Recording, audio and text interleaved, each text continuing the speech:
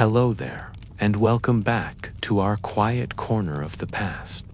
Before we find ourselves on the narrow, crowded streets of 17th century London, whether you're tucked in bed, ready to drift away, or simply looking for a peaceful escape from the noise of your day, I'm glad you're here. If you feel so inclined, I'd love to know where you're listening from tonight and what time it is in your part of the world. It's always a quiet joy to see how far these stories travel. Feel free to leave a comment and let me know. Enjoy these calm, immersive histories. Please consider clicking that subscribe button so you never miss one of our journeys. But for now, let the worries of today become distant echoes. Settle in and let your mind drift as we travel back to a city on the brink of disaster, a time when a single spark in a baker's shop would unleash an inferno, bringing London to its knees. Forget what you think you know about heroic escapes. Tonight, we'll discover, in slow, methodical detail, why you wouldn't have survived the Great Fire of 1666. The darkness before the dawn holds a unique kind of silence. It isn't an absence of sound, but a muffling of it. The city of London, in these last hours of the night on Sunday, the 2nd of September, 1666, is breathing. It is a slow, shallow breath, a quiet rhythm of a million lives packed together within ancient Roman walls. Imagine yourself here, standing in the heart of it, not as a visitor from the future, but as a resident, someone whose world is defined by these very streets. You are standing in a lane, so narrow you could stretch out your arms and almost touch. The houses on either side, the air is cool, carrying the familiar dampness that rises from the River Thames, a permanent resident in the London atmosphere. It mingles with 1,000 other scents, a complex perfume of existence. There is the ever-present, faint aroma of coal smoke, a smell that has seeped into every wooden beam and every woolen coat in the city. It is the smell of industry, of home, of warmth. Beneath it lies something older, something of the earth, the scent of damp soil, of wet straw, and the faint, sour tang of waste that is as much a part of the city's foundation as the cobblestones themselves. Look up. The sliver of sky visible between the leaning houses is a deep, velvety black, pricked with a few faint stars that have managed to pierce the city's haze. The houses themselves seem to be sleeping giants, hunched over and leaning into the lane. This is the London style of building, a practical response to a lack of space. The ground floor is narrow, but each subsequent story or jetty extends further out over the street below. Here, on this little lane, the top floors of the opposing houses are so close they almost seem to kiss, creating a man-made canopy that blocks out what little moonlight there is. It creates a profound, almost intimate darkness. You feel enveloped by the city, held within its timber-framed embrace. These houses are the city's bones and its skin. They are made almost entirely of wood, primarily ancient English oak, whose timbers were felled in forests that are now just a distant memory. The great beams, dark and weathered with age, are exposed on the exteriors, forming geometric patterns against the infill of wattle and daba, mixture of woven lattice, clay, sand, and animal dung.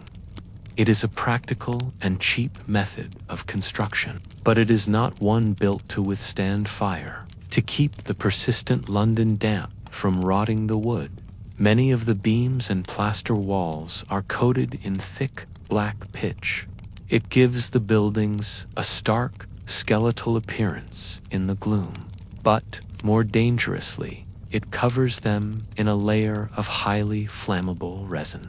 In the long, dry summer that has just passed, this pitch has baked in the sun, becoming brittle and ready to catch a spark. Your bare feet find the cobblestones beneath you. They are not the neat, uniform stones of a future age, but a jumble of rounded, uneven rocks, worn smooth by centuries of footfalls, cartwheels, and the passage of livestock. They are cool and slightly damp under your soles. Between the stones, the gaps are filled with a compressed mixture of dirt, animal droppings, and discarded scraps of daily life. A stray piece of straw, a shard of broken pottery, the remnants of a vegetable peel. The street is not merely a path. It is a repository, a floor upon which the city lives and sheds its skin. As you begin to walk, your steps are quiet, absorbed by the dense air. You move out of the residential lane and into a slightly wider thoroughfare, perhaps one leading towards a market. Here, the character of the buildings changes subtly. The ground floors are not homes, but workshops.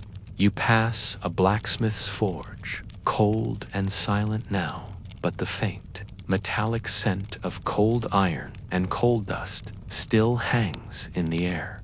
Next to it, a weaver's workshop, the rhythmic clatter of the loom, silenced for the night. And then a cooper's, the sweet, woody smell of shaved oak and finished barrels lingering like a ghost.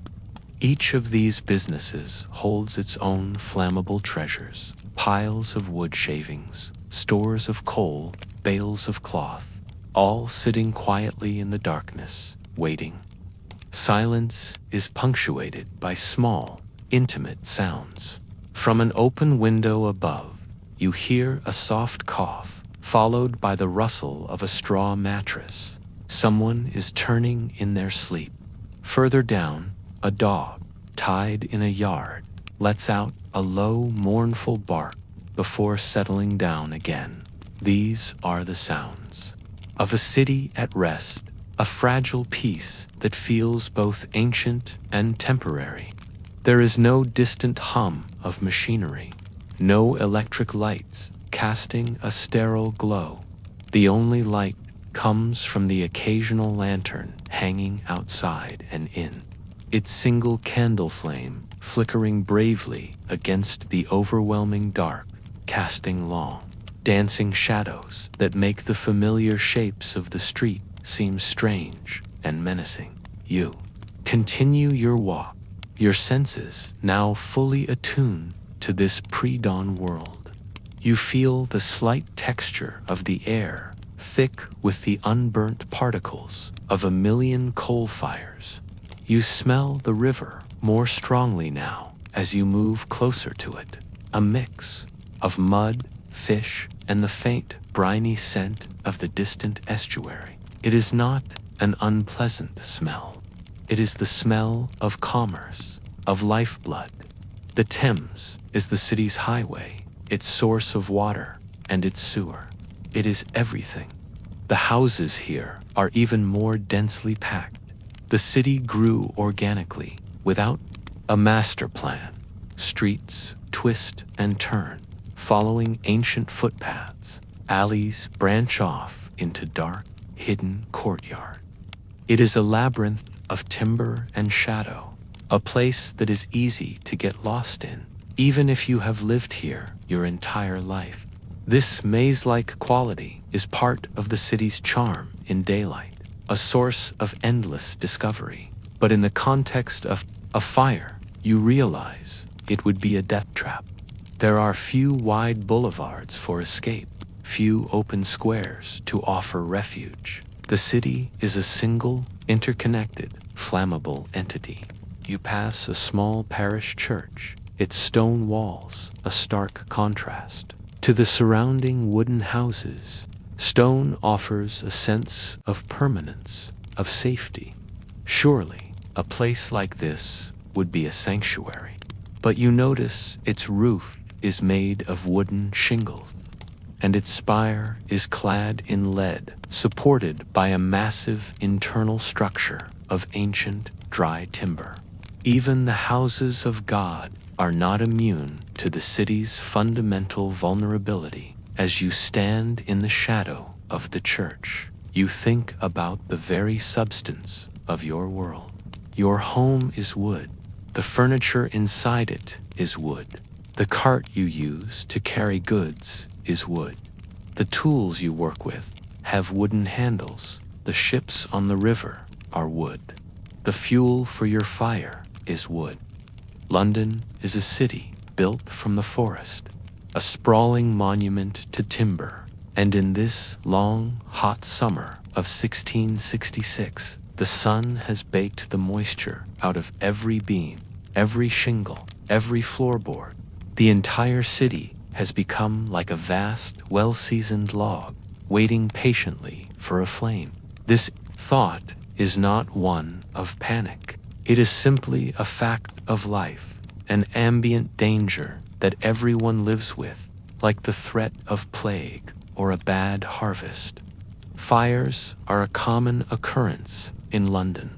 Small ones break out frequently, usually contained by neighbors forming bucket brigades, or by the quick action of the local parish watch. They are a part of the city's rhythm.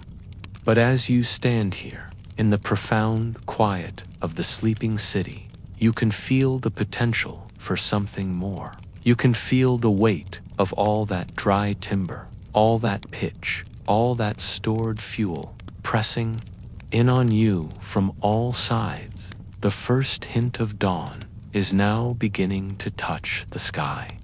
It is not yet light, but the absolute blackness is softening into a deep, hazy gray. The stars begin to fade. A lone bird, perhaps a hardy London sparrow, begins to sing its tentative morning song. The city is preparing to wake. Soon the bakers will be firing their ovens, the blacksmiths their forges. The smoke from 1,000 breakfast fires will begin to curl from the city's chimneys. You take one last look around at this city of wood and shadows. It is beautiful in its own chaotic, sprawling way. It is a city of immense energy, of history, of life. But it is also a city built on a knife's edge, a tinderbox humming with a quiet, dangerous potential. You do not know that just a few streets away, on a small lane called Pudding Lane, a single, forgotten ember is already beginning to glow with a little more purpose, feeding on the dry kindling beside a baker's oven. You do not know that the long, peaceful breath the city is taking is its last. For now, there is only the quiet, the cool air, and the first gentle promise of a new day. A day that will be unlike any other in London's long history. You turn and begin the slow walk back to your own timber-framed home, to your own straw bed, to catch a few more moments of sleep before the day truly begins. Our walk through the pre-dawn stillness has led us now to a place of particular consequence, though its appearance gives no such indication. This is Pudding Lane. The name itself is humble, likely derived from the pudding, a medieval term for offal or entrails, which were carried down this lane from the butcher's shambles of Eastchip to the waste barges on the Thames. It is a working street, smelling of baked bread, animal fat, and the river. It is no different from 100 other such lanes that crisscross the city's dense heart. Sometimes it begins in the most ordinary of places. Let your perspective drift now, passing through the solid oak of a front door and into the ground floor of one of the lane's timber-framed houses. This is the home and business of Thomas Fariner, the king's baker, a man of some standing, yet his dwelling is much like his neighbor's. Here, on the ground floor, is the source of his livelihood, the bakehouse. The air inside is warm, a stark contrast to the cool dampness of the street. It is a deep, stored warmth that has soaked into the very plaster of the walls and the wood of the ceiling beams. It is the residual heat of a long day's work, the ghost of 1,000 loaves of bread. The primary source of this warmth is the large brick oven built into the wall. Its heavy iron door is closed, but you can feel a gentle, radiating heat coming from it, like a sleeping animal.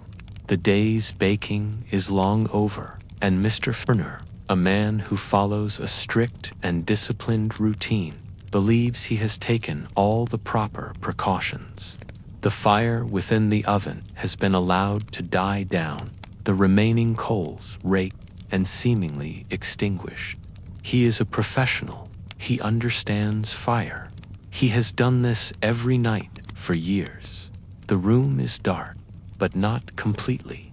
A faint, soft red glow leaks from the seams of the oven door, painting the immediate space with a dim, sleepy light. It is just enough to make out the shapes and textures of the room. You can see the long wooden peel, the baker's primary tool, leaning against a wall.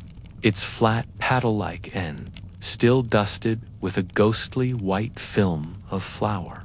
Sacks of flour are stacked in a corner, their burlap surfaces soft and indistinct in the gloom. They stand in quiet, patient rows, smelling faintly of grain and earth. The whole room is coated in a fine, almost invisible layer of this flour dust. It rests on the sills, on the handles of the tools, on the handles of the tools. It is a silent, flammable snow that has settled over everything. And right beside the oven, stacked and ready for the morning's work, is the fuel. It is a pile of faggot-tightly bound bundles of dry twigs and small branches. They are perfectly seasoned. They are, in essence, a pile of organized kindling, placed conveniently close to the oven to make the baker's morning routine as efficient as possible. This is not carelessness. In 1666, fuel is stored where it is used. Every home, every workshop in London has a similar arrangement, store of wood or coal sitting near a hearth or an oven. Now, let us focus on the oven itself. Inside, behind the heavy door, the great mass of brick is slowly, ever so slowly, releasing its stored thermal energy. The bed of coals, which Mr. Fariner believed to be dead, is not. Deep within the gray ash, buried from sight, one single ember retains a core of intense, persistent heat. It is no larger than a thumb, a tiny, glowing heart in a body of gray dust. It does not smoke. It does not crackle. It simply exists, a small pocket of pure energy, patiently waiting. It is impossible to know the exact mechanism of what happens next. No one was there to see it. Perhaps a slight draft from a crack in the wall disturbs the ash. Perhaps the house settles, a floorboard groans, and a tiny vibration is all it takes. Or perhaps it is simply the slow, inexorable march of physics. The ember, nestled against the hot brick, transfers its heat. The heat builds, and after an hour, or perhaps two, of complete silence, a tiny, unseen event occurs. A minuscule particle of soot. It doesn't burst into flame. It simply begins to glow. A pinpoint of orange light joining the red glow of the ember. This is the true beginning, not a spark, but a smolder. A slow, creeping, flameless combustion. For a long time, this is all that happens. The glowing spot expands at a glacial pace, a creeping blush of heat on the surface of the wood.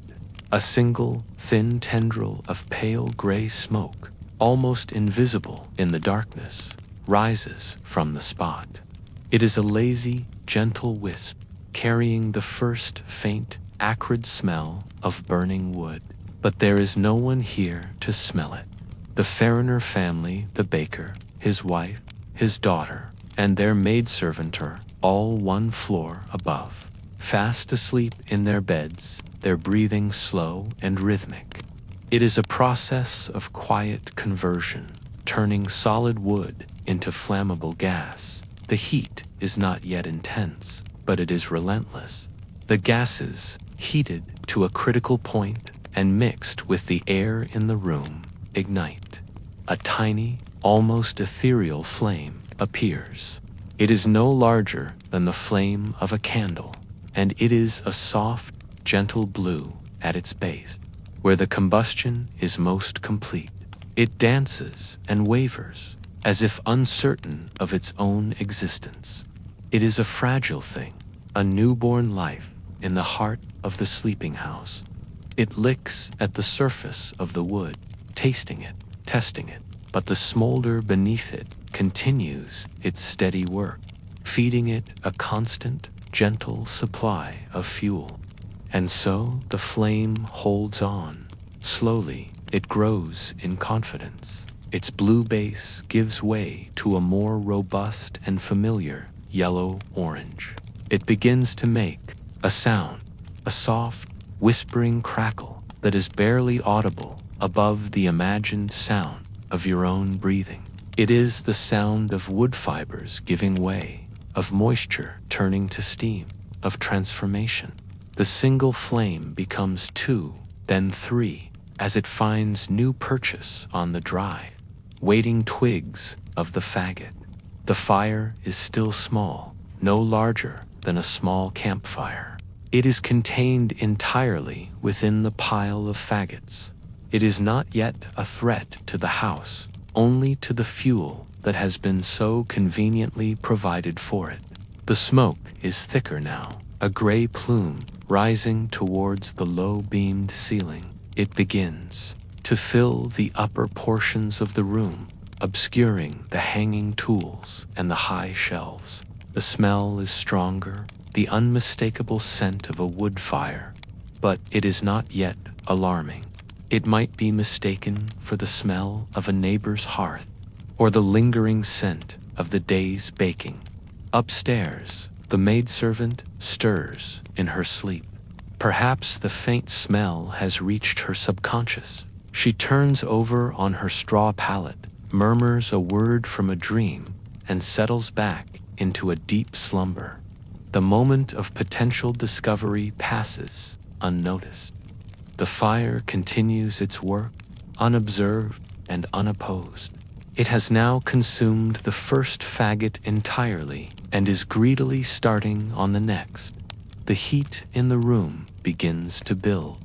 The gentle warmth from the oven is now being supplemented by the growing fire. The air becomes heavy, charged. The temperature rises slowly, degree by degree. The flour dust that coats every surface begins to dry out even further, becoming even more volatile. The wooden beams of the ceiling, already ancient and dry, begin to absorb the heat, their internal moisture slowly steaming away, preparing them to burn. The fire is still a secret, known only to the silent, inanimate objects in the room. It has not yet broken a window or sent flames licking up the outside of the house. From Pudding Lane, everything still appears perfectly normal. The house is dark and quiet, just another sleeping dwelling in a city of sleepers. But inside the bakehouse, a critical threshold has been passed. The fire is no longer a small, containable accident. The wooden peel, leaning against the wall, begins to darken and smoke. A stray burlap sack, too close to the growing blaze, begins to smolder at its edges. The fire has established a foothold.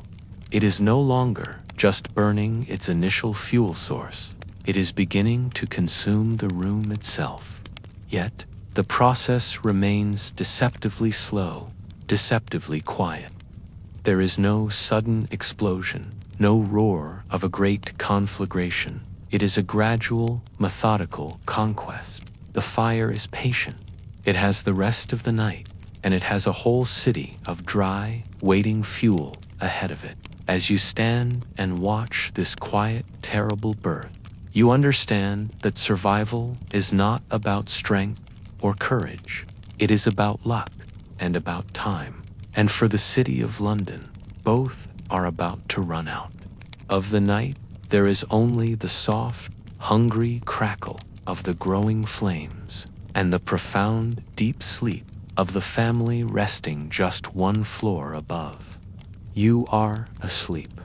Your world has shrunk to the small, dark space of your bedchamber, to the familiar weight of your woolen blanket and the lumpy topography of your straw-stuffed mattress. The city, with its myriad lives and quiet dangers, is forgotten. Your breathing is deep and even a gentle rhythm in the profound quiet of the house. But something begins to intrude upon this peace. It is not a sound, not at first. It is a scent. Your sleeping mind registers it slowly, attempting to categorize it within the familiar library of London's nighttime smells. There is the ever-present bass note of damp earth and the nearby river. There is the mineral temps of coal smoke, a scent so common it is like a part of the air itself. But this new smell is different. It is sharp, acrid, and organic. It is the smell of wood smoke, but it is not the gentle, comforting aroma of a neighbor's hearth. This is the smell of wood burning too quickly, too hungrily. It carries a bitter, chemical undertone, the scent of pitch and tar being heated past their melting point. It is a smell of distress. You stir in your sleep, your nose twitching. You pull the blanket closer, turning your face into the coarse linen of your pillow, trying to push the unwelcome scent away. But it persists, growing subtly in strength, a quiet but insistent messenger.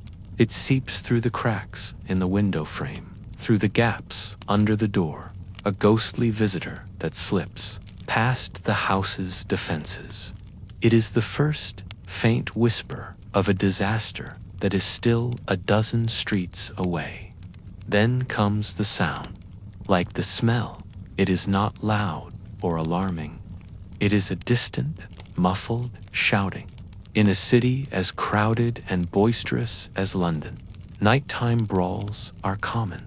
Drunken arguments spilling out of taverns, disputes between neighbors, these are familiar. Sounds, the background noise of urban life. Your sleeping brain registers the shouts and dismisses them. But these shouts are different. They lack the familiar cadence of anger or revelry. They carry a higher pitch, a note of frantic, confused energy. They are not the sounds of a fight, but of an alarm being raised without organization, without a clear voice. A new sound joins the chorus, and this one is harder to ignore. It is the clang of a single church bell, not the joyous, rhythmic peal of a Sunday service, nor the slow, solemn toll for the dead. This is a frantic, irregular jangling.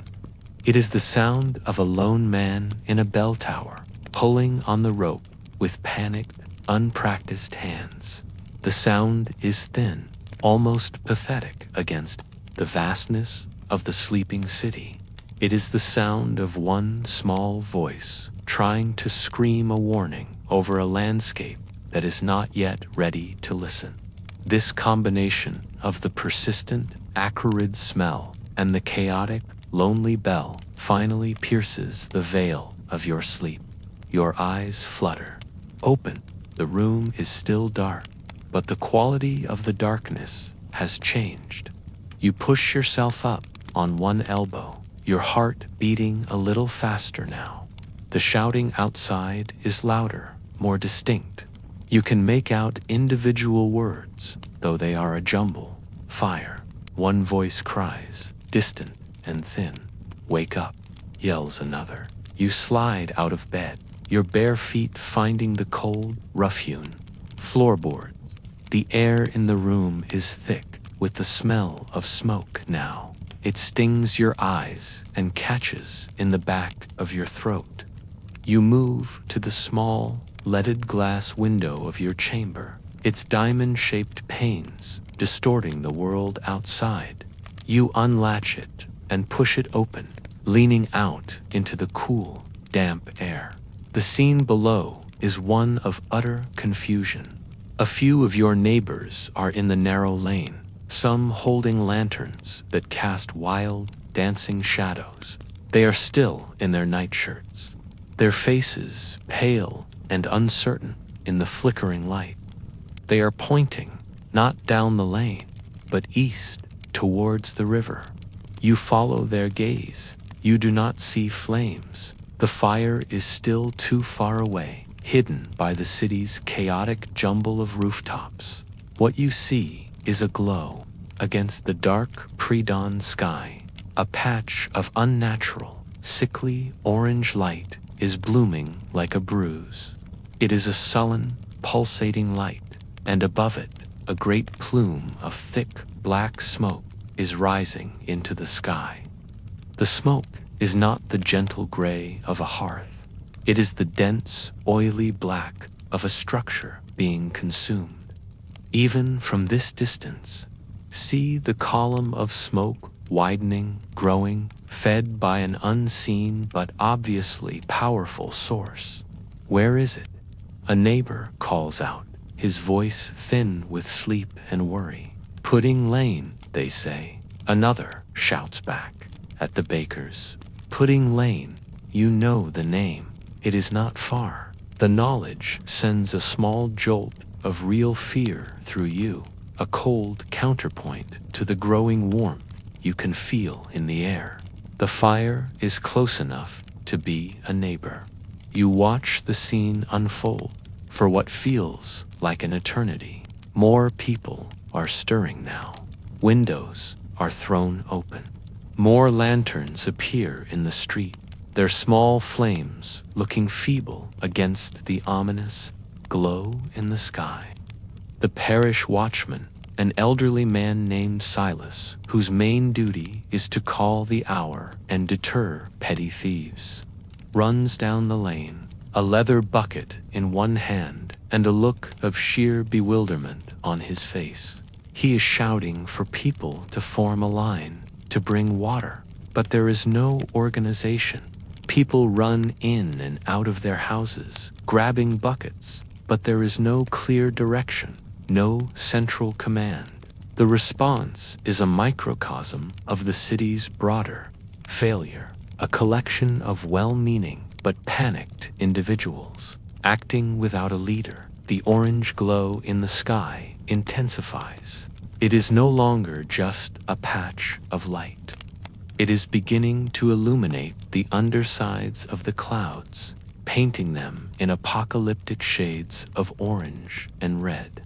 The column of smoke has become a tower, a great churning pillar that seems to reach for the heavens. You can hear a new sound now, a deep, continuous, low-frequency roar.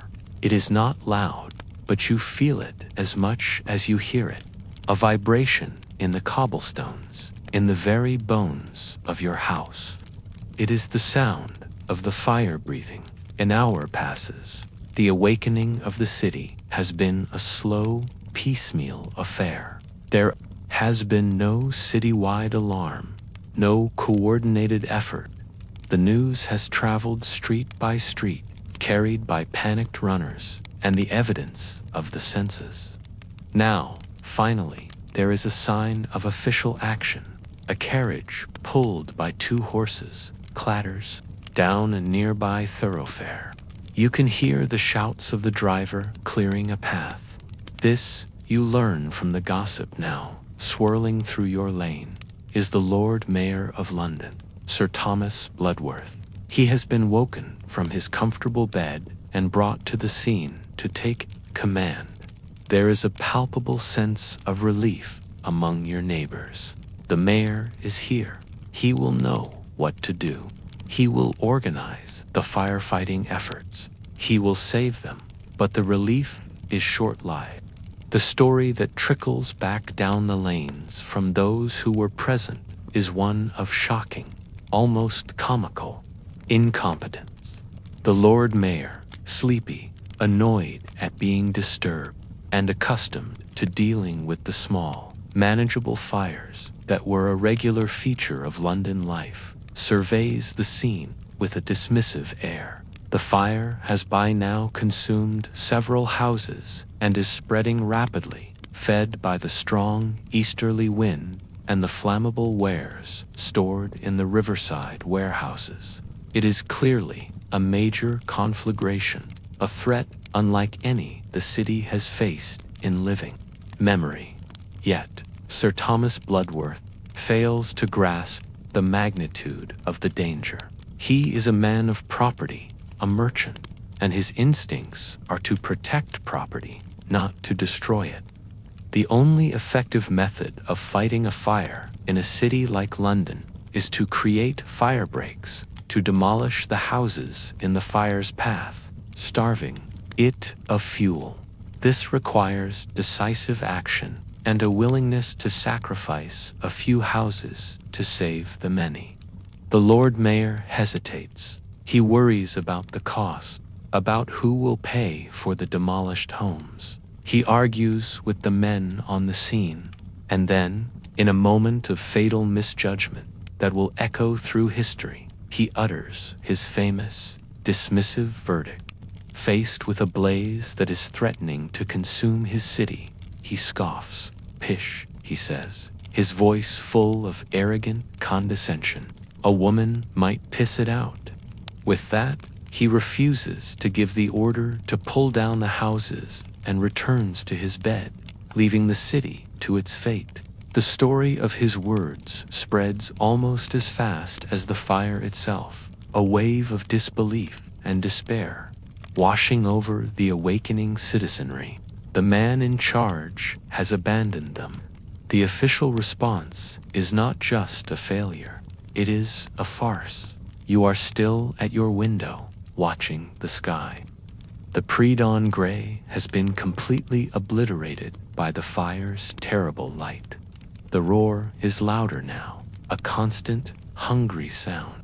You can see embers large, glowing flakes of ash and burning wood drifting on the wind, sailing over the rooftops. Some of them land on the thatched roof of a neighbor's shed, and you watch, frozen, as tiny orange spots begin to smolder there. The fire is no longer confined to Pudding Lane. It is beginning to leapfrog, to travel through the air. The slow, confused awakening is over. The time for denial and indecision has passed. The community has failed to organize. The authorities have failed to lead. The fire, which began as a single, insignificant spark, has been given the time and the fuel it needed to grow into a monster. And now it is coming for you. The question is no longer where the fire is, or what should be done about it.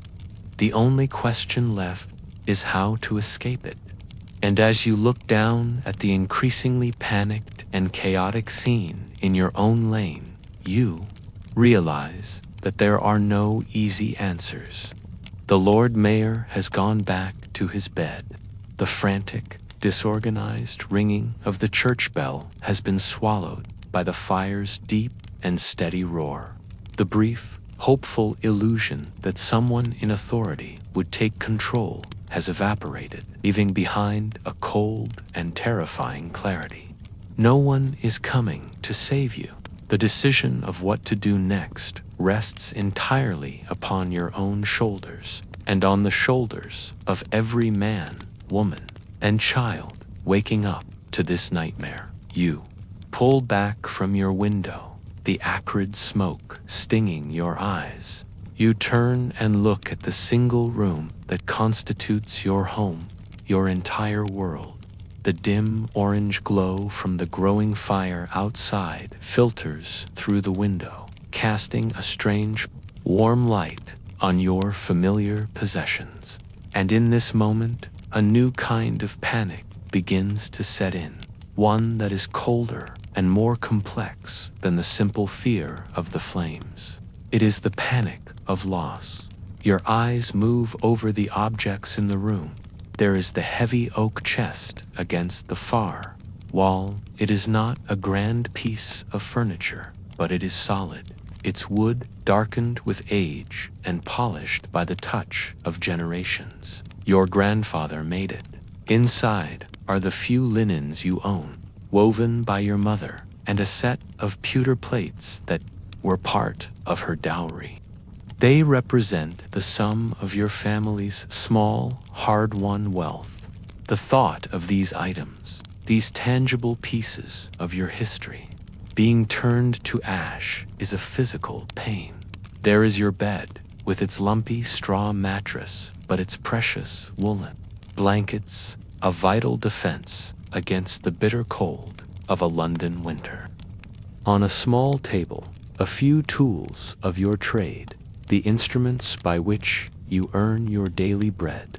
To leave them behind is to leave behind your ability to work, to survive. Even if you escape the fire, everything you are, everything you own, is contained within these four walls. In 1666, there is no insurance, no government relief fund, no way to replace what is lost. What you own is who you are. The fire threatens not just your life, but your very existence in the world. This is the fatal hesitation. The logical part of your mind screams to run, to flee with nothing but the clothes on your back. But a deeper, more primal instinct, the instinct to protect the life you have built, urges you to stay, to save what you can. You are not alone in this paralysis.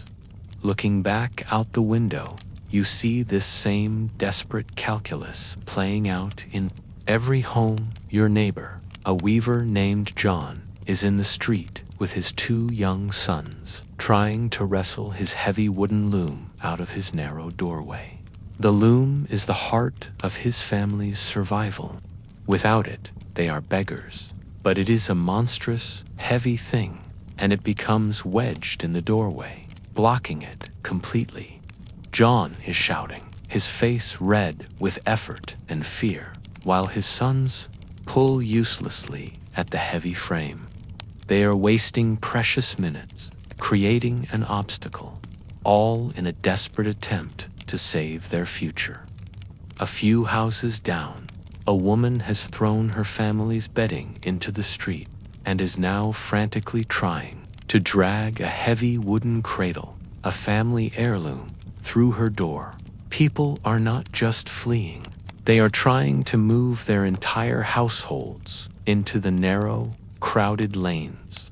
Handcarts, previously used for carrying market goods, are now being loaded with pots, pans, chairs, and bundles of clothing. They are heavy, unwieldy, and their iron-rimmed wheels are ill-suited to the uneven cobblestones. You are caught in the same trap. You cannot bear the thought of leaving everything behind. You make a choice. You will not try to save the furniture, but you must save the chest. You and your family begin the frantic, clumsy work of dragging the heavy oak box across the floor. It scrapes and groans against the rough boards. It is heavier than you remembered, weighed down by the dense, solid wood and the pewter within. You finally get it to the doorway, and with a great, coordinated effort, You manage to heave it over the threshold and into the lane. But the lane is no longer an escape route. It has become a storage yard, an obstacle course of human desperation. The weaver is still struggling with his loom. The woman with the cradle has abandoned it in the middle of the street. Your own chest now adds to the chaos, a great, immovable block of wood. The path is choked. The easy exit that existed only 30 minutes ago is now gone, sacrificed for the sake of possessions that you now have no way of moving. The air around you is growing hotter. The roar of the fire is no longer a distant hum. It is a palpable, physical presence. It is the sound of 1,000 trees crackling in a forest fire.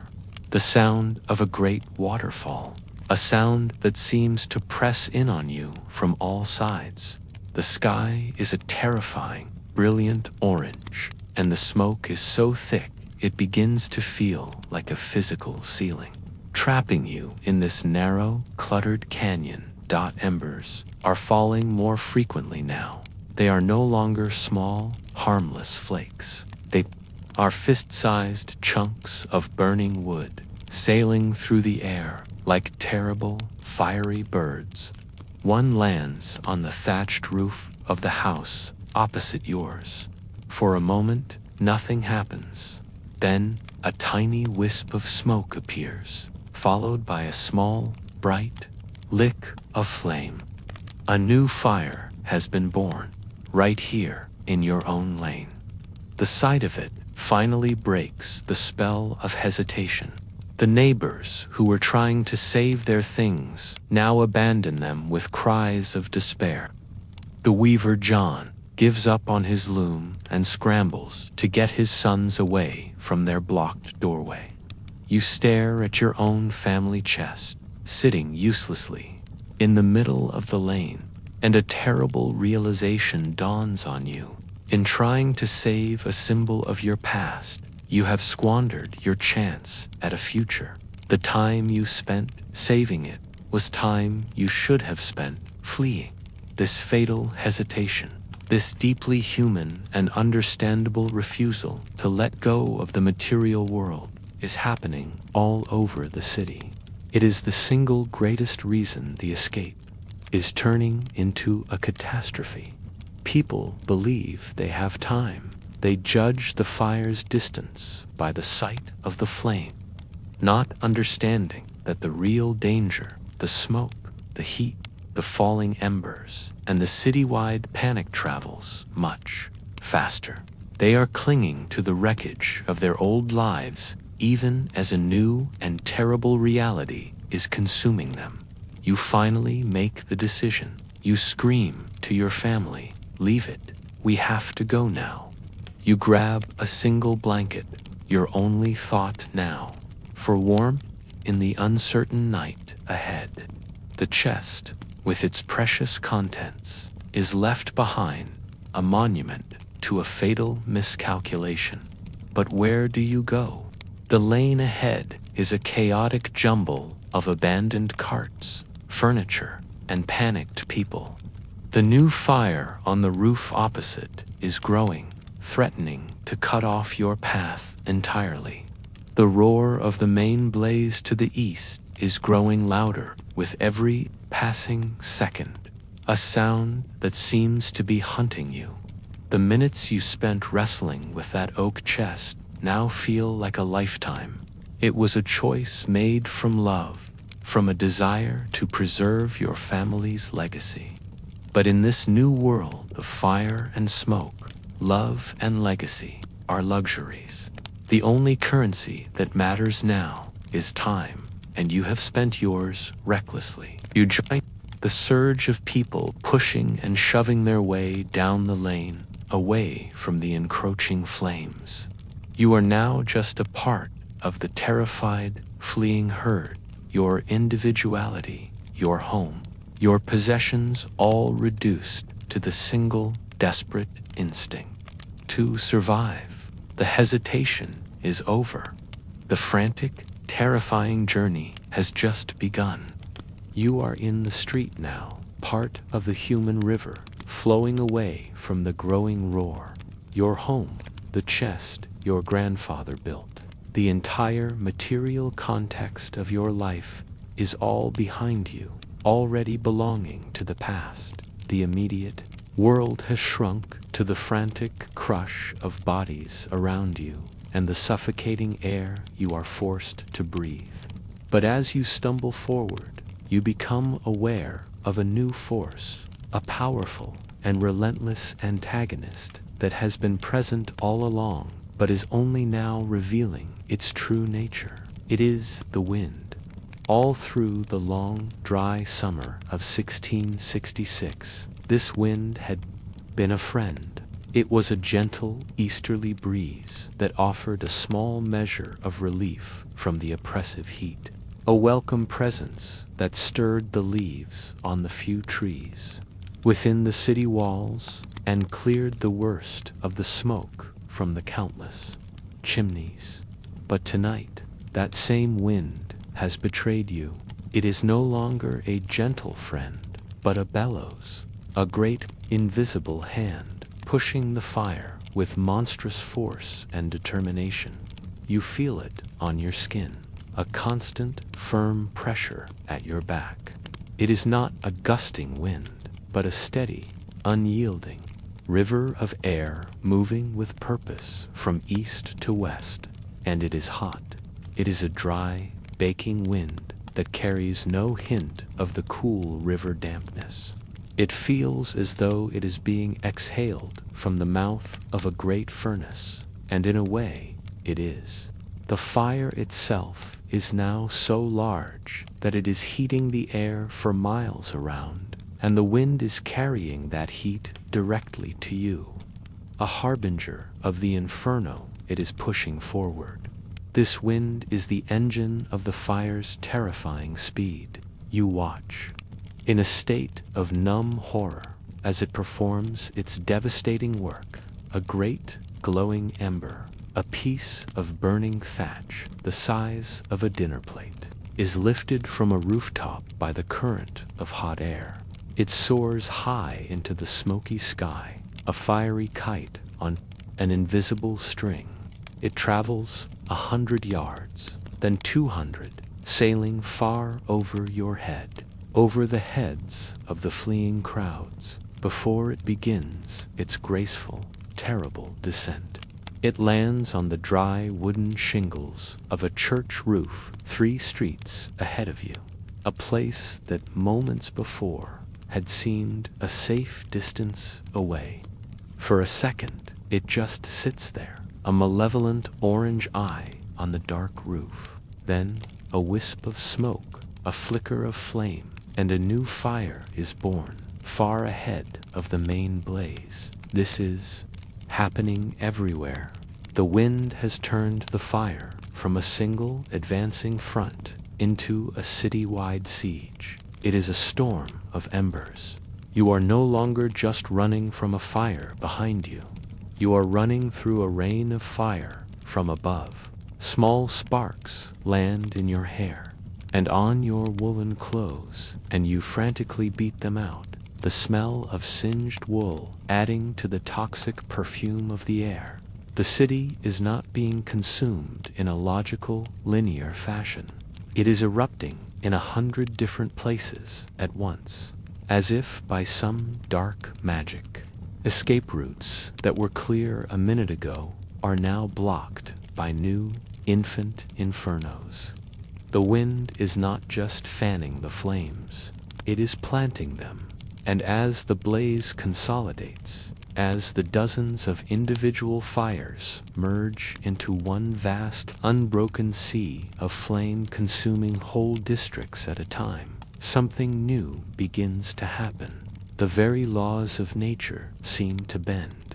The deep, steady roar you have been hearing begins to change, its pitch deepening, its volume swelling until it becomes a physical force that vibrates in your chest and rattles your teeth. This is the birth of the firestorm. Imagine the fire as a great burning mouth, miles wide, consuming everything in its path. The heat it generates is immense, almost unimaginable. This column of superheated air and smoke rises thousands of feet into the sky, a vast, churning chimney. As this hot air rises, a vacuum is created at its base. To fill this vacuum, air from the surrounding areas is sucked inwards, and it does not come as a gentle breeze. It comes as a raging gale, a hurricane of the fire's own making. You are now caught within this phenomenon. The strong easterly wind that started it all is now just one component of a far more complex and terrifying weather system. Winds are now rushing towards the fire from all directions, converging on the heart of the inferno. The streets become wind tunnels, channeling these gales at ferocious speeds. The air, which was already thick with smoke, is now filled with a storm of debris, dust, ash, roof tiles, and larger fragments of incinerated buildings are picked up and hurled through the air like projectiles. The heat becomes a physical entity, an oppressive, suffocating blanket. It is no longer just the warmth of a large fire. It is the dry, searing heat of an open oven. It cracks your lips and dries the moisture from your eyes. You feel your skin tightening, blistering. Breathing becomes a conscious, painful act. Each inhalation is a sip of superheated gas that seems to scorch your lungs from the inside out. The air is thin, starved of the oxygen the fire is so greedily consuming. You feel dizzy, lightheaded, your limbs heavy and slow. As if you are moving through deep water, the world is reduced to a series of overwhelming sensory inputs, all of them filtered through a haze of smoke and fear. Visually, it is a scene from a fever dream. The sky is no longer dark, but a permanent, lurid orange. The smoke is so thick that visibility is reduced to only a few feet. The figures of the people around you are just dark, lurching silhouettes, their faces lost in the swirling gloom. The only clear light comes from the terrifying, incandescent white heart of the flames. A glimpse of a terrible sun that has risen in the heart of the city. Historically, this heat was so intense, it performed a kind of terrible alchemy on the city. The lead that covered the roof of the great St. Paul's Cathedral, a solid and permanent feature of the London skyline, melted. It flowed in shimmering, liquid rivers down the stone channels of the roof and poured from the mouths of the gargoyles. A rain of molten metal that splattered and hissed on the cobblestones below. The very stones of the city's foundations, heated to an incredible degree, were said to have exploded like grenades, sending sharp fragments of rock flying through the air. And then there is the sound. The roar of the firestorm is absolute. It is a sound so loud and all-encompassing that it cancels out everything else. It is the roar of 1,000 waterfalls, the shriek of a hurricane, and the deep, grinding rumble of an earthquake, all happening at once. It is not a sound you can speak over. The shouts of the people around you are lost, their mouths open in silent screams that are utterly consumed by the greater noise. This deafness is a strange and isolating experience. You are surrounded by hundreds of other souls, yet you are completely alone in the roaring silence. The firestorm has become the entire world. There is no before, no after. There is only this eternal, roaring, searing present. The wind's betrayal is complete. It has taken a simple, accidental fire and nurtured it, fed it, and shaped it into a self-perpetuating force of nature. It has turned a city of wood into a city of flame. as you are pushed and pulled by the fire's own breath, as you shield your face from the searing heat and the rain of burning debris. You understand that you are no longer just fleeing from a fire. You are a tiny, insignificant creature caught in the gears of a vast and terrifying machine, a meteorological event born of human error and nature's terrifying power. Your survival no longer depends on your choices, but on the caprice of the hot winds that now rule the city. You are moving, but you are not making progress. This is the new, terrible logic of the city. To stand still is to be consumed, yet to move is to plunge deeper into a maze of pure chaos. The firestorm rages around you, a sensory assault of heat and noise. But here on the ground, the immediate threat is not the Great Wall of Flame, which is still streets away, but the city itself and the people within it. The streets of London, once a familiar, intricate map etched into your memory, have become an alien landscape, a hostile and unsolvable puzzle. You are in a lane that yesterday you could have walked with your eyes closed. You knew every turn, every overhanging jetty, every worn cobblestone. Now it is utterly unrecognizable. The air is so thick with a churning, greasy smoke that you cannot see more than a few feet in front of you. The world has shrunk to a small, suffocating bubble of swirling gray and black. The smoke stings your eyes, reducing your vision to a blurry, tear-streaked smear.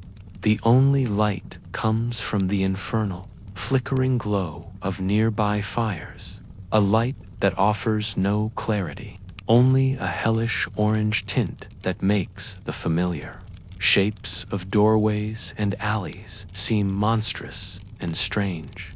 You try to navigate by memory, to take a turn that you know leads to a wider thoroughfare, Cheapside perhaps.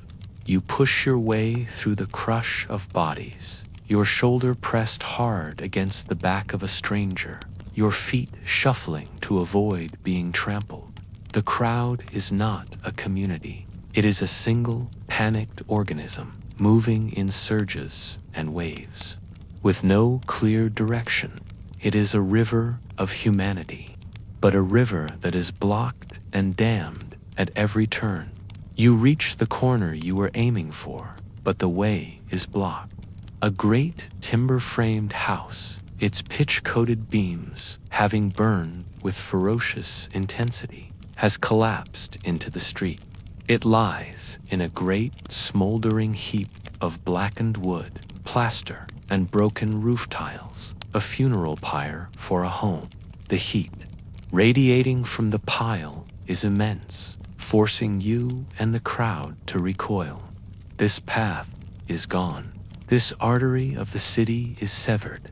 You must turn back, fighting against the tide of people who are still pushing forward, not yet realizing that the way is lost. This is the new rhythm of the streets, a surge forward, a sudden stop at an unforeseen obstacle, and a chaotic, desperate retreat. People are shouting, but the roar of the firestorm overhead consumes their voices entirely. You see their mouths open, their faces contorted with effort and fear, but no sound emerges. It is a silent film of panic. You are surrounded by the desperate, silent screams of your fellow Londoners. The ground beneath your feet is a treacherous landscape of its own. The cobblestones are littered with the abandoned treasures from the first fatal wave of hesitation. An overturned handcart lies on its side, its single wheel spinning uselessly, its contents bolts of cloth, now smoldering from a stray ember scattered across the lane.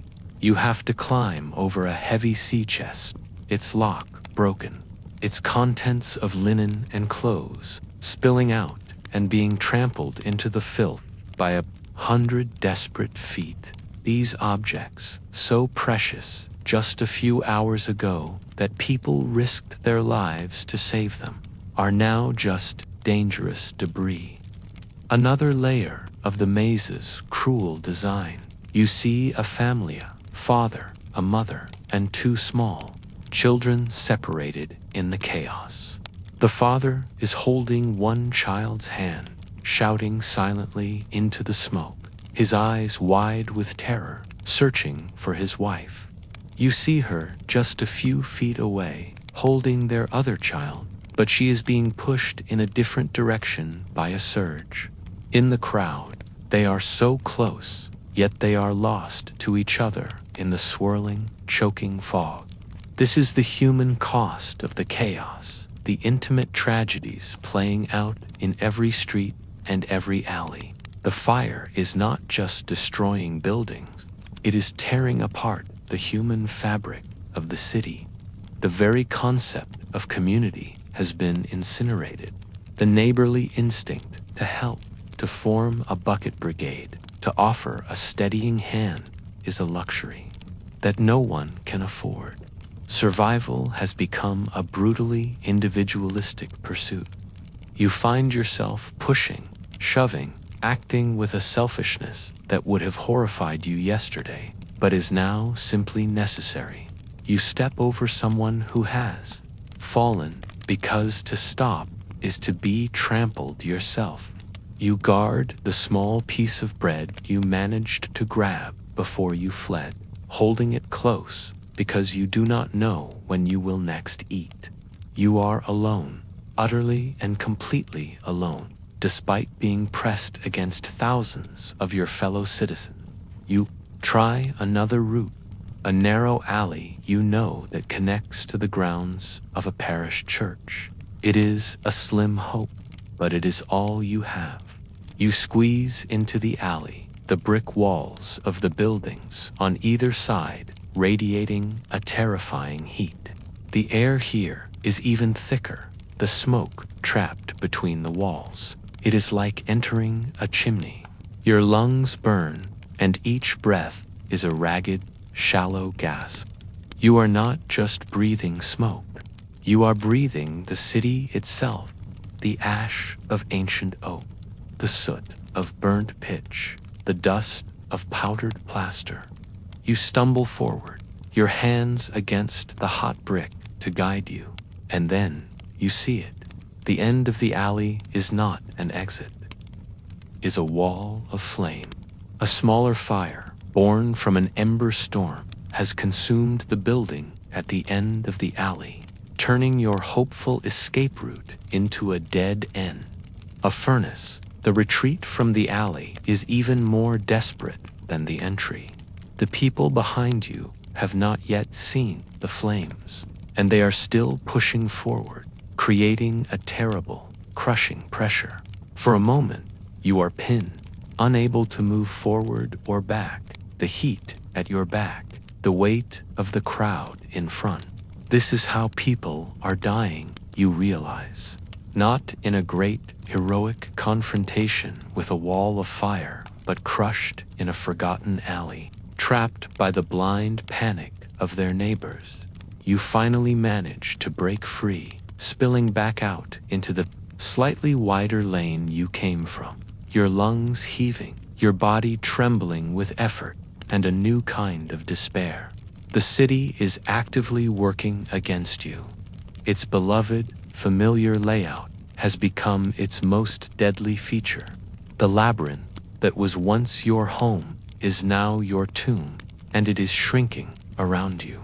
Every path you take seems to lead only to more fire, more smoke, more chaos. You find a doorway, a small recess that offers a momentary respite from the crushing flow of the crowd. You lean against the solid oak door, trying to catch your breath, trying to think. But thinking is impossible. The noise, the heat, the smoke, the fear it is all too much. Your mind, which is desperately trying to impose logic on an illogical situation, begins to shut down. You are operating on pure instinct now. The animal instinct to move away from the heat and towards what you pray is open air. There is one last hope, one great open space that promises salvation. The River Thames. It is the city's spine, its great gray hope. If you can just reach the riverbank, the wharves, you might find a boat, or, at the very least, open space away from the burning buildings. It becomes your new singular focus. All your energy, all your will, is now bent towards that single goal. You push yourself away from the doorway and plunge back into the human river. Your direction now set. You will go east towards the water. You do not know what awaits you there, but it cannot be worse than this burning, screaming maze. You have a direction now, a singular purpose that cuts through the fog of your fear. The river, the great, wide, open artery of London.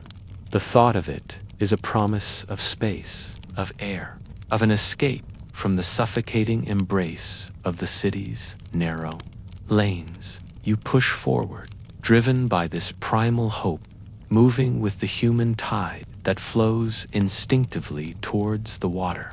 The journey is a battle, a slow and painful navigation through the debris of abandoned lives and the solid, unyielding reality of the panicked crowd. As you draw nearer to the riverfront, the character of the city changes. The lanes here are wider, but they are not residential. These are the streets of commerce, lined with the city's great storehouses and warehouses.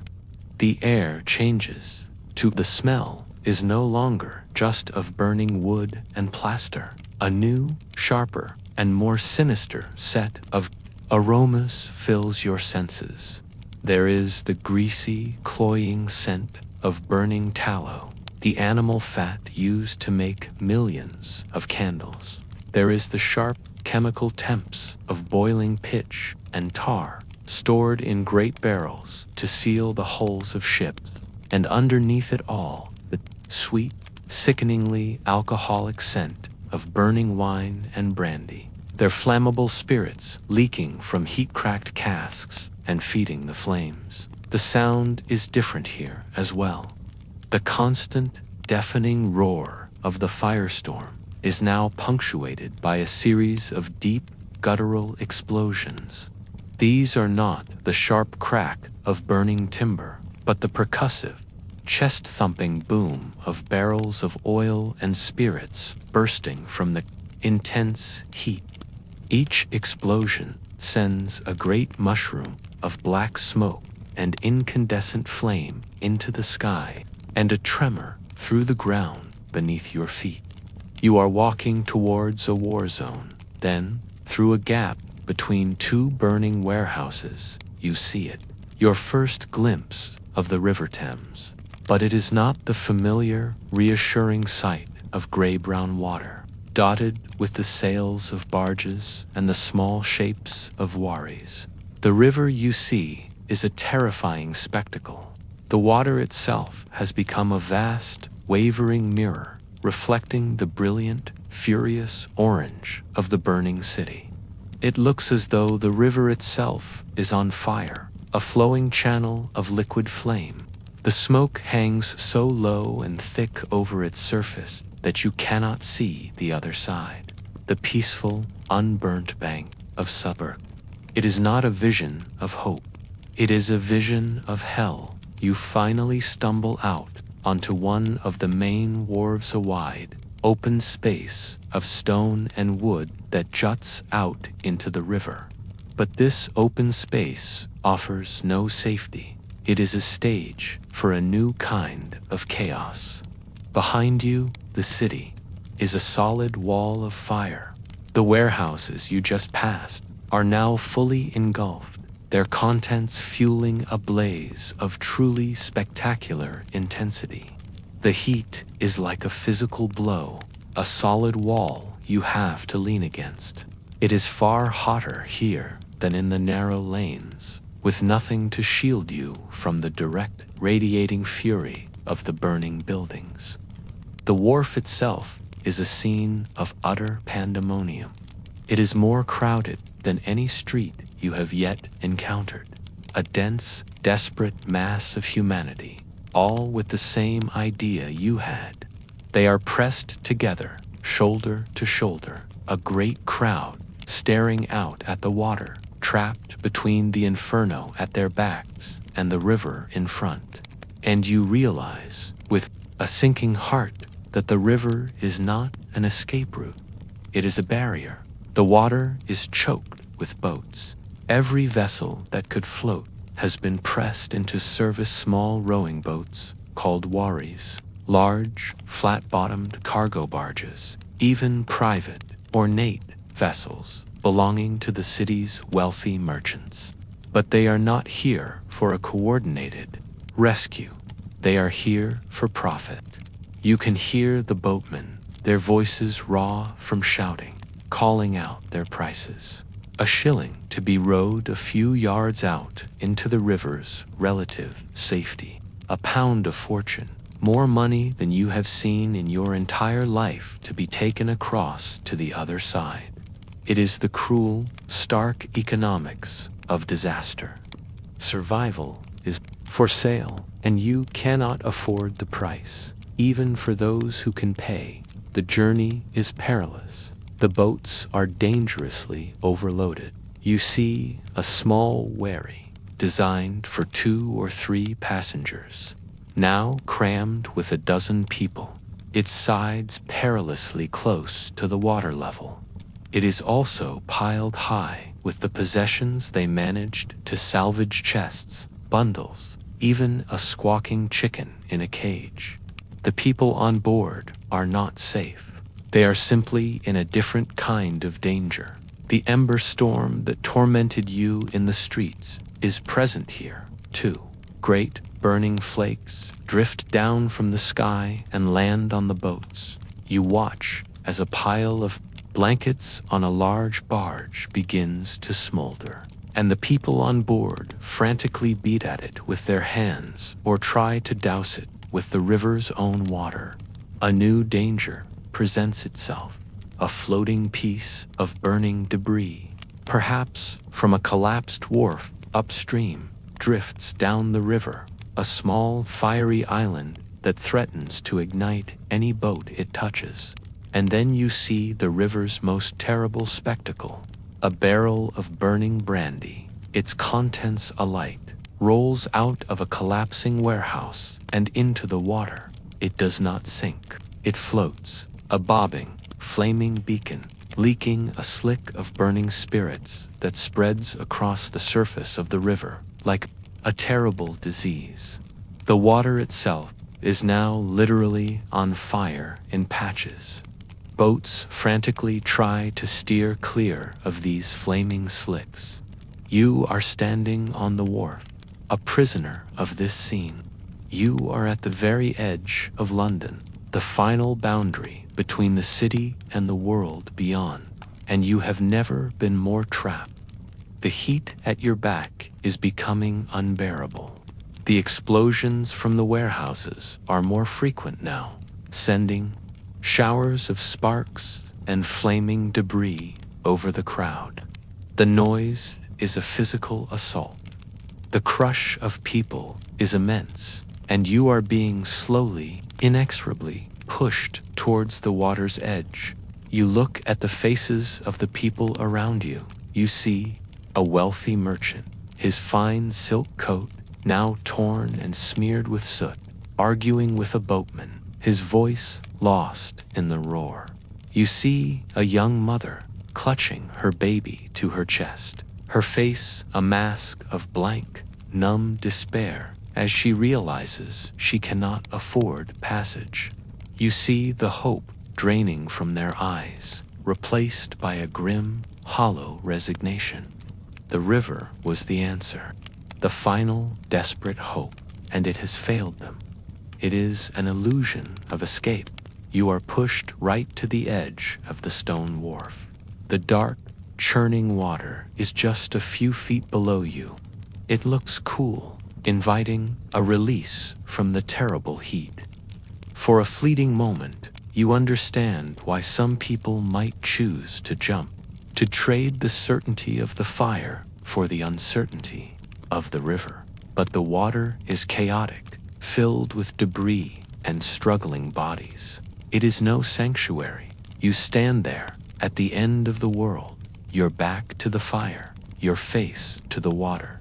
You are caught between two hostile elements, two forms of chaos. The city behind you is a furnace.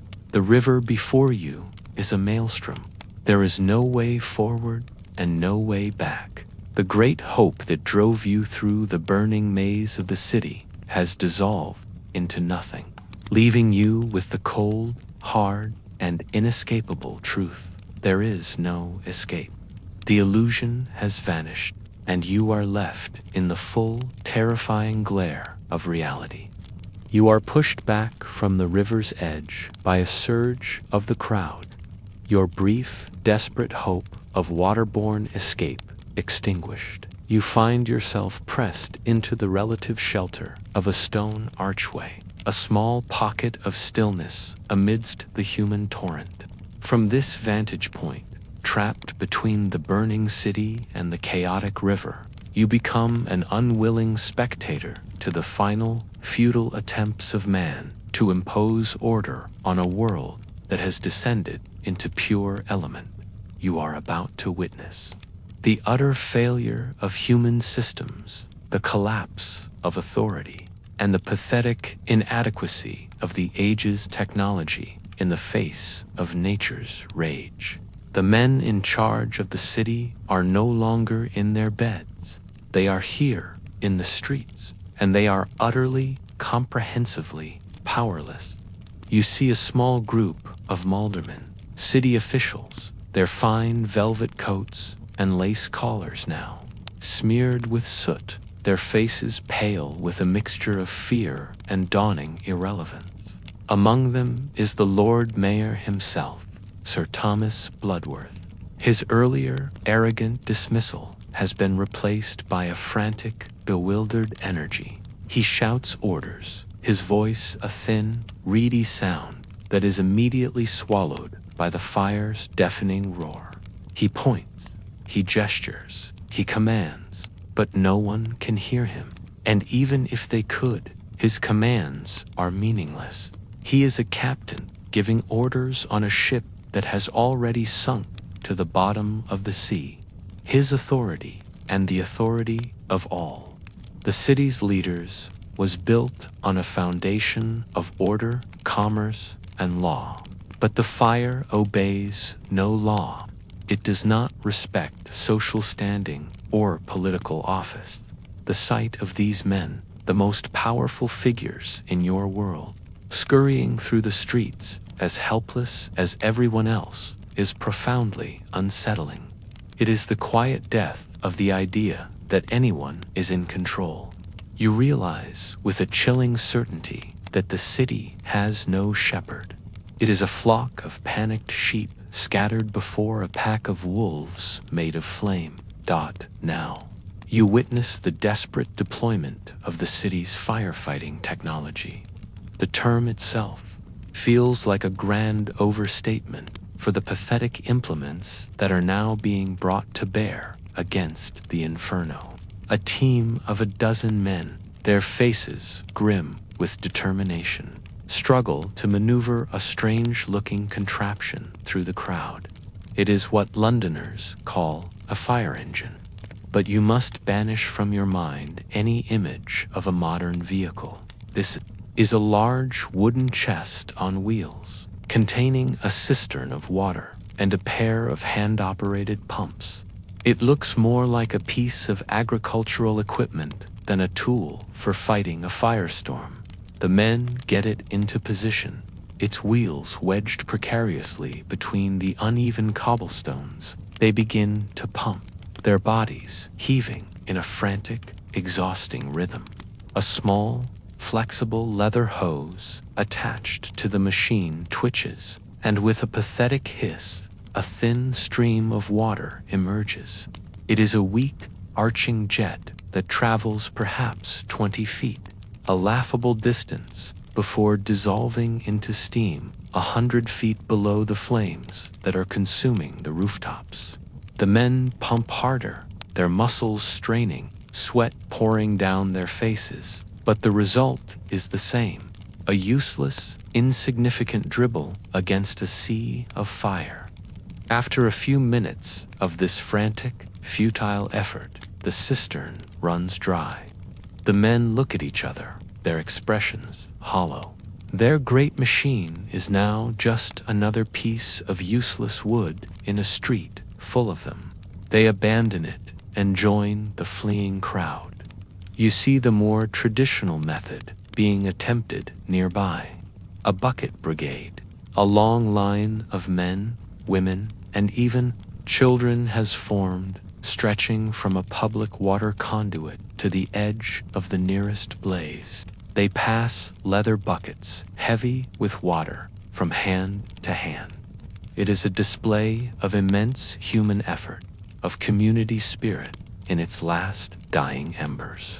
But it is a gesture of utter hopelessness. The heat from the fire is so intense that most of the water in the buckets turns to steam before it can even be thrown. The small amount that does reach the burning buildings evaporates in a sizzle, a meaningless hiss against the roaring backdrop of the fire. The brigade is not fighting the fire. They are merely offering it a small, ritualistic sacrifice of their energy and hope. Then there are the fire hooks. You see a team of men wielding these enormous poles, 20 to 30 feet long, with a large iron hook and ring at one end. Their purpose is purely destructive: to latch onto the timber frame of a burning building and pull it down, creating a gap that the fire hopefully cannot cross. The men struggle with the immense weight and awkwardness of the poles. They manage to hook onto the eaves of a burning tavern. They pull, their feet sliding on the slick cobblestones, their bodies straining in unison. The great timbers of the house groan in protest. For a moment, it seems they might succeed. But the building, its structural integrity, already compromised by the fire, collapses inwards in a sudden, violent implosion, sending a great shower of sparks and burning debris onto the very men who were trying to pull it down. They scatter, screaming, some with their clothes alight. Another failure. Technology and brute force are equally useless. It becomes clear to the few men who still possess the capacity for rational thought that the only strategy with any chance of success is the preemptive, controlled demolition of houses to create wide fire breaks. But this logical solution is met with a powerful human barrier: the fierce, desperate defense of private property. You see an official, perhaps an aide to the Duke of York, who has now been given command by the king, arguing with a homeowner. The man's house is not yet on fire, but it lies directly in the path of the blaze. The official is explaining that his house must be destroyed to save the block behind it. The homeowner is beside himself with rage and despair. He stands in his doorway, brandishing a small axe, and swears that he will kill the first man who lays a hand on his property. "This is all I have," he screams, his voice cracking with emotion. "You will not take it from me." To him, the abstract concept of the greater good means nothing compared to the immediate, tangible reality of his own home. And this scene is repeated all over the city. The authorities, already struggling with the fire itself, now have to fight a second battle against the very citizens they are trying to save. Finally, the king's decree overrides all. The order is given to use gunpowder, Barrels of it are brought from the naval stores at the Tower of London. You watch as a team of soldiers, their faces grim and businesslike, place a barrel inside a handsome house down the street. They lay a fuse, light it, and run. The crowd, sensing what is about to happen, surges back. There is a moment of held breath, a strange pocket of silence in the roaring chaos. Then, a deafening boom, a flash of light, and the house seems to lift off its foundations before disintegrating into a cloud of dust and splinters. The demolition is a success in its own terrible way. Where a house stood moments before, there is now a gap, a space of rubble and dust. But the firestorm is now so powerful, its winds so strong, its ember storm so thick, that it simply leaps across the newly created gap as if it were a mere puddle. The effort was too little and far, far too late. You lean back against the cool stone of the archway, a silent witness to this cascade of failures. The leaders have failed. The machines have failed. The strategies have failed. The very social contract, the idea that a city can protect its inhabitants, has been reduced to ash. Every human system has been tested, and every one has been found wanting. The fire is now in complete control. It is no longer an event happening to the city. It has become the city. It moves where it wants. It consumes what it wants, and there is nothing any human being can do to stop it. The world is now governed only by the physics of combustion and the whims of the wind, and you are just a speck of dust, a powerless observer, waiting to be swept away by the inevitable tide. All human systems have failed. The fire engines are abandoned, their pathetic streams of water long since turned to steam. The authorities are scattered and powerless. The very streets have conspired against you, turning a familiar home into a deadly, unsolvable maze.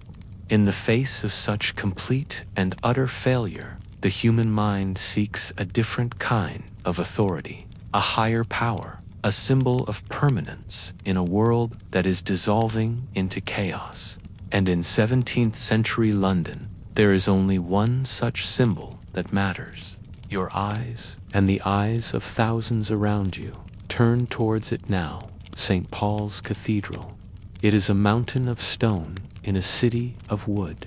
It has stood on this hill for centuries, a vast Gothic giant watching over London, its immense spire, the first thing travelers see when approaching the city. It is more than a church.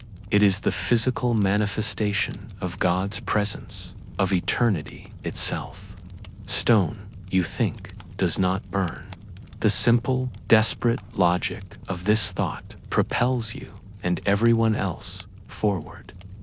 The cathedral becomes a magnet for the hopeless, the last great sanctuary in a city that has none left.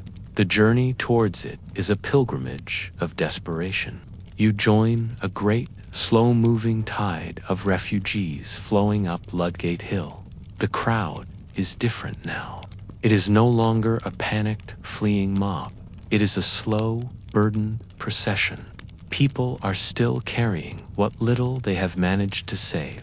You see a man with a single, ornate chair strapped to his back, a woman carefully cradling a gilded mirror, a merchant and his sons rolling a heavy barrel, its contents unknown.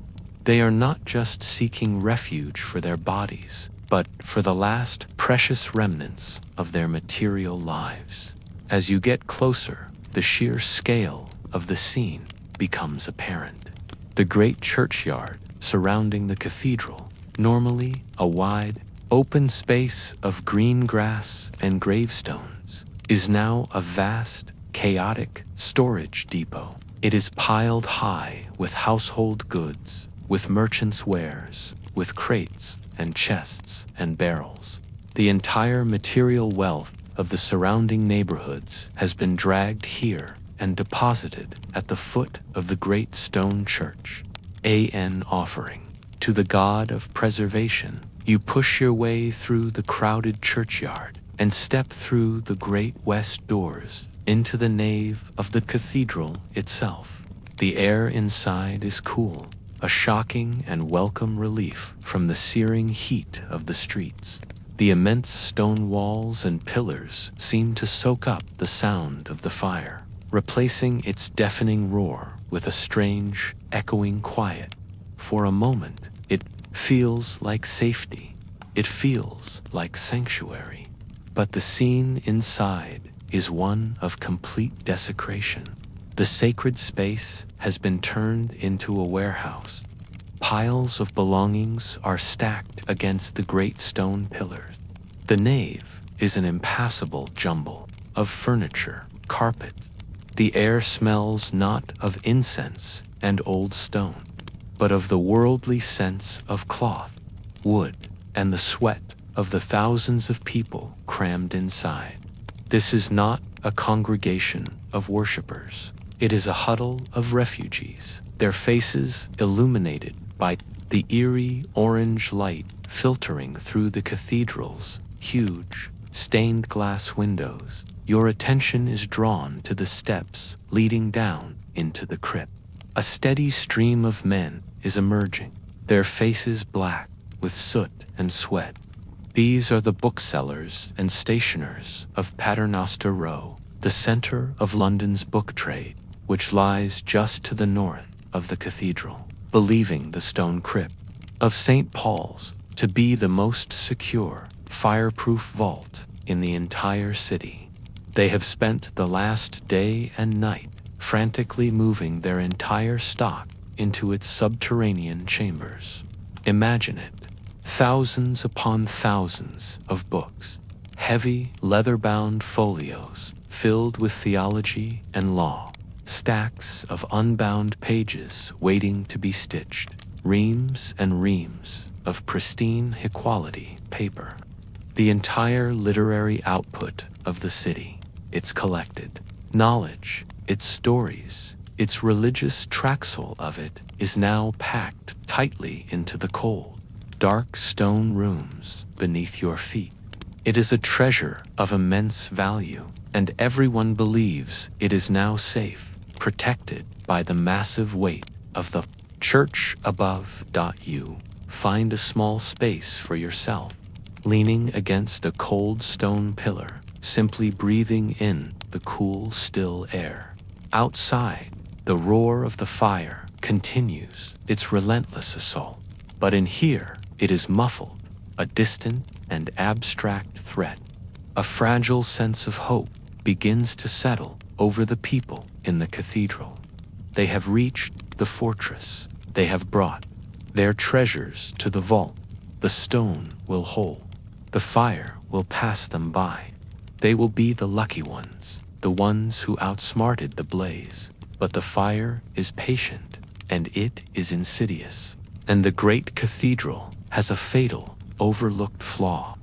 For the past several years, parts of the building have been undergoing extensive renovation, ordered by the great architect, Inigo Jones. To facilitate this work, a vast and complex network of wooden scaffolding has been erected around the upper portions of the building, particularly around the great roof. This scaffolding is made of the same dry, seasoned timber as the city's houses. It has been baking in the sun for the entire long, hot summer. It is, in effect, a wooden ladder leading directly to the cathedral's most vulnerable point. From your position inside, you cannot see it happen. You only feel the change in the atmosphere. A new sound begins to penetrate the thick stone walls, sharp, angry crackling that is much closer than the distant roar. The quality of the light filtering through the stained glass windows shifts, becoming brighter, more intense. A hellish, vibrant red. A low murmur of anxiety begins to ripple through the crowd. Those who are brave enough to venture back out into the churchyard return with faces pale with horror. The scaffolding is on fire. An ember carried on the firestorm's gale has found its purchase. The fire is now climbing the walls of the fortress, scaling the stone on its wooden ladder. The crowd inside the nave begins to shift uneasily. Sanctuary is beginning to feel like a trap. The fire reaches the roof. The outer cladding of the roof is made of great sheets of lead, a heavy, permanent, and seemingly fireproof material. But beneath that lead is the roof's true structure, a vast and ancient framework of massive oak beams, some of them centuries old, as dry as bone. The fire from the scaffolding touches these beams, and they catch fire with an astonishing speed. The great roof of St. Paul's Cathedral is now burning. The heat generated is beyond anything you have experienced so far. Inside the nave, the cool air is gone, replaced by a stifling, baking heat that seems to press down from the ceiling. The great stone pillars, which had felt so cool and permanent just an hour ago, are now warm to the touch. And then the true spectacle begins. The lead, the immense tonnage of solid lead sheeting that covers the acres of the cathedral's roof, begins to heat up. It glows a dull, angry red. Then it begins to shimmer, to lose its form. It is melting. The solid roof is turning into a liquid. Great rivers of molten lead, shining with a terrifying silver brilliance, begin to flow down the steep pitch of the roof. They pour from the mouths of the stone gargoyles in steady, silent streams, a rain of liquid metal that incinerates everything. It touches on the ground below. The heat inside the nave is now unbearable. The crowd, which had sought refuge here, now flees in a new wave of terror, pouring out of the great doors and back into the chaotic churchyard, which is now itself being bombarded by the falling molten lead. But the worst is yet to come. Crypt, the stone vault that was supposed to be the safest place in London, has been betrayed by the fire above. The immense heat from the burning roof has been slowly, relentlessly conducted through the massive stone floor of the cathedral. The crypt has been turned into a gigantic oven. The air inside the sealed chambers, filled with dry paper and leather, becomes superheated. The books and pages begin to smolder, then bake, then char, and then, with a great, muffled, subterranean boom, the contents of the crypt ignite. The tightly packed paper explodes into flame with a terrifying, instantaneous violence. The force of the explosion blows the heavy stone doors of the crypt outwards. A solid sheet of white-hot flame erupts from the ground, a blast furnace of incinerated literature. The hopes of the city's booksellers are turned to ash in a single, explosive instant. The very stones of the cathedral now begin to die, heated to an incredible degree by the fires both above and below. The massive limestone pillars and wall can no longer bear the strain. They begin to explode with sharp, percussive cracks, like the firing of a cannon. Great chunks of stone fly through the air, turning the inside of the nave into a deadly storm of shrapnel. You are outside now, in the churchyard, watching the complete and utter death of this impossible, invincible building. The great symbol of London's permanence, its connection to God, its very heart, is now a hollowed-out, blazing skeleton. The firelight shines through its empty window frames like vacant eyes. The roof is gone. The spire is gone. The interior is a raging furnace. The fall of St. Paul's is the final psychological blow. If this great stone mountain can be destroyed, then there is no safety to be found. There is no sanctuary. There is only the fire, and you must run again, your last. Fragile hope, now just a pile of smoking, exploding stone behind you. The roaring has stopped. After 4 days and 4 nights, the great beast of the fire has finally starved. The easterly wind that gave it life has died down, and the vast, empty spaces created by the blaze itself have served as the final, definitive firebreak.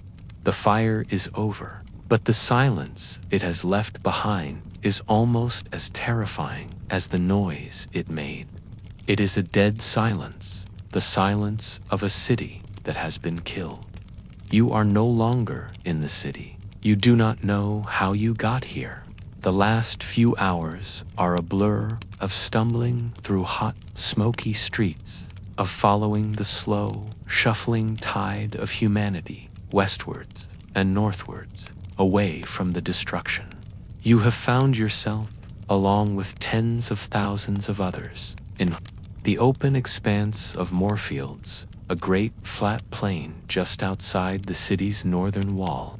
Yesterday, this was a place for citizens to take the air, for militias to practice their drills, for lovers to walk. Today, it is a refugee camp. This is your new home. There are no walls, no roof, only the vast, indifferent sky above. The sky itself is a sickly gray, veiled by a thin, high layer of smoke that continues to drift from the ruins, obscuring the sun and casting a pallid, shadowless light over the landscape. The air is cool, and you shiver in your thin, soot-stained clothes. The oppressive, baking heat of the firestorm has been replaced by a damp, penetrating chill that seems to emanate from the ground itself. You look around you at the makeshift city that has sprung up on the fields. It is a sprawling, chaotic encampment of human misery, families huddled together under crude shelters built from salvaged boards, pieces of burnt cloth, and whatever other scraps they manage to carry with them. The ground is a sea of people, a great mass of bodies sitting or lying on the bare earth, their faces blank with shock and exhaustion. There is no privacy here, no sense of order. You are just one anonymous soul in a crowd of 80,000. Others, all of you, united by a single devastating fact. You have lost everything. The smell here is different. The sharp, acrid scent of active burning has been replaced by the smell of cold, wet ash. It is a dead smell, the scent of a world that has been thoroughly and completely incinerated.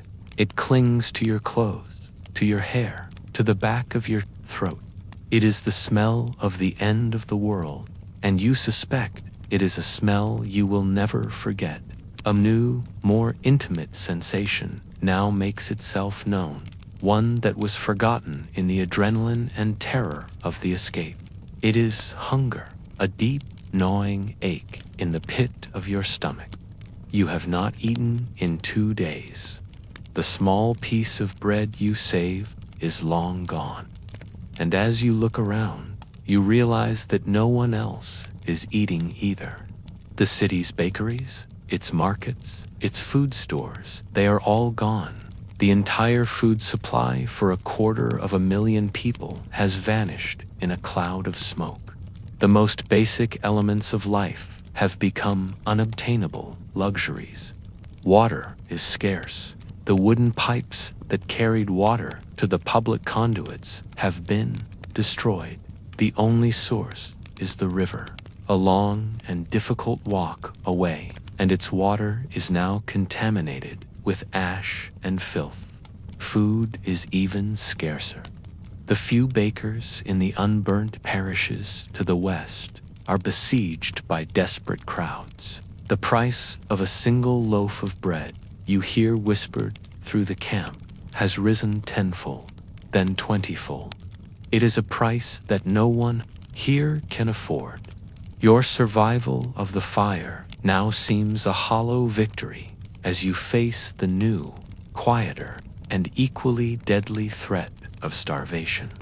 You see a family nearby, huddled around a small, pathetic fire they have made from scavenged sticks. They are boiling something in a small pot they managed to save. The sight of it, the simple, domestic act of cooking a meal, is so profoundly out of place in this landscape of devastation that it brings tears to your eyes. You have been strong, you have been numb, you have endured. But the sight of this small, struggling flame of normalcy in a world of ashes finally breaks through your defenses. You turn away so that no one sees your moment of weakness. There are rumors that the king himself is taking action, that he has ordered the Royal Navy's stores to be opened, that ships biscuit hard, dry, but life-sustaining will be distributed. There is talk of official markets being set up here in the fields, with prices fixed by royal decree to prevent price gouging. It is a sign that the systems of authority, which failed so spectacularly during the fire, are beginning to reassert themselves. But these are just rumors, whispers carried on the wind. Here, on the cold ground, there is no biscuit, there is no market. There is only the waiting and the hunger. The psychological toll is as heavy as the physical one. You have not just lost your home and your possessions. You have lost your place in the world. Yesterday, you were a citizen of the greatest city in the kingdom. You had a trade, a community, a set of neighbors whose faces were as familiar as your own. Today, you are nothing. A refugee, a beggar. You look at the faces around you and see the same look of profound dislocation in their eyes. They are ghosts, haunting the edge of a city that no longer exists. Night begins to fall. The gray, smoky sky deepens to a bruised purple, then to black. There is no orange glow on the horizon tonight. The fire is out. In its place, where the heart of London used to be, there is now only a vast and absolute darkness, a black hole in the fabric of the world. The ruins are still too hot to approach, and they will smolder for days, even weeks, but they're terrible. Light is gone. The temperature drops sharply. The damp chill of the ground seeps into your bones. You huddle under the single, thin blanket you saved, pulling it tight around your shoulders. It offers little comfort. Around you, the great, sprawling camp settles into a restless, uneasy sleep. The silence is broken by the sound of a hacking cough, the whimper of a hungry child, the low groan of someone whose burns are causing them pain. These are the sounds of the aftermath. You lie on the cold, hard earth, looking up at the starless, smoky sky. You survived. You made it through the fire, through the smoke, through the chaos of the streets and the illusion of the river. You witnessed the fall of the city's most sacred symbol and the complete failure of its leaders and its technology. You have survived it all. But as you lie here with an empty stomach, a body shivering with cold, and a future that is a complete and terrifying blank, you are not sure if this can be called a victory. Your body is heavy with an exhaustion, so deep it feels as though it has settled in your very bones. It is the exhaustion of fear, of adrenaline, of grief, of hunger. There is nothing left to do. There is no plan to be made, no action to be taken. There is only this moment, on this cold field, under this dark sky. You close your eyes. The chaos of the past 4 days fades, replaced by a profound and welcome numbness. You allow yourself to drift, to let go. You fall into a deep, dreamless, and utterly uncertain sleep, a survivor in the ashes of a world that is no more.